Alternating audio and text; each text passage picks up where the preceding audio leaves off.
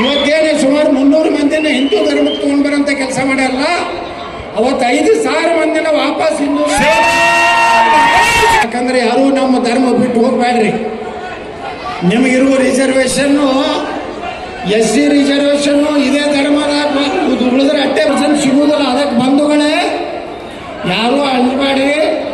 ಎಲ್ಲ ಸಮಾಜಕ್ಕೆ ನ್ಯಾಯ ಕೊಡಬೇಕಾಗಿತ್ತು. ಅದು ಕೊಡುವುದ್ರ ಜೊತೆಗೆ ನಾಳೆ ನಮ್ಮ ಬಂಜಾರ ಸಮಾಜ, ಗೋರಿ ಸಮಾಜ, ಭಜಂತ್ರಿ ಸಮಾಜ ಮತ್ತು ನಮ್ಮ ಇದರ ಸಮಾಜ ಇದೆಯಲ್ಲ, ಉಳಿದೆಲ್ಲ ಸಮಾಜಕ್ಕೆ ಇವತ್ತು ಉಳಿದವರಿಗೆಲ್ಲರಿಗೂ ಇನ್ನೂ 1% ನ್ಯಾಯ ಸಿಗಬೇಕಾಗಿದೆ. ವಿಧಾನಸಭೆಯಲ್ಲಿ ನಾವು ನಾಳೆ ಕೊರೋನಾ ಕೊರತ ಅಲ್ಲೇ ಮಾಡಿ ಯಾವ ಸಮಾಜದವ್ರು ಏನು ಭಯ ಪಡಬೇಡ್ರಿ. ಅದಕ್ಕೆ ಇವತ್ತು ಧರ್ಮಸ್ಥಳಾಗಿ ಬರ್ತಿದ್ದಾರೆ.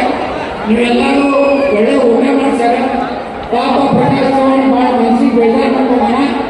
ಯಾರೂ ಏನು ಮಾಡಕ್ಕಾಗಬೇಡ್ರಿ. ಯಾಕಂದ್ರೆ ಅಂತ ನಡೀತಾವ ಈ ಸಮಾಜದಾಗ. ಯಾರಿಗೆ ಕೊಟ್ಟಾರೆ ಯಾರು ಸಂಘಟನೆಗಳನ್ನು ಎಲ್ಲಿ ಕೊಟ್ಟವ್ರು ಯಾರು? ನೀರು ಮಾಡೋದಕ್ಕೆ ಮೋಸ ಮಾಡೋದು ಯಾರು?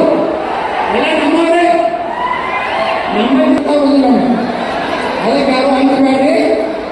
ನಾವು ಎಲ್ಲರೂ ಮೂಲಿಸ್ ಬಂದಾಗ ಇಡೀ ಕರ್ನಾಟಕದಾಗ ಹಳೆಗಾಡಿ ಹೋಗ್ಬೇಕು. ಎಲ್ಲ ಪಾರ್ಟಿಗಳು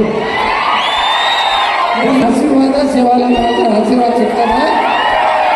ಹಾಗಾಗಿ ಎಂಟಾಗ್ತೈತೆ ನಮ್ದು ಸ್ಟಾರ್ಟ್. ದಿಲ್ಲಿಗೆ ಹೋಗ್ಯಾರ, ಅಲ್ಲಿ ಅನೇಕ ಮಂದಿ ಭೇಟಿಯಾಗಿ ನೀವೇ ಸ್ವಂತ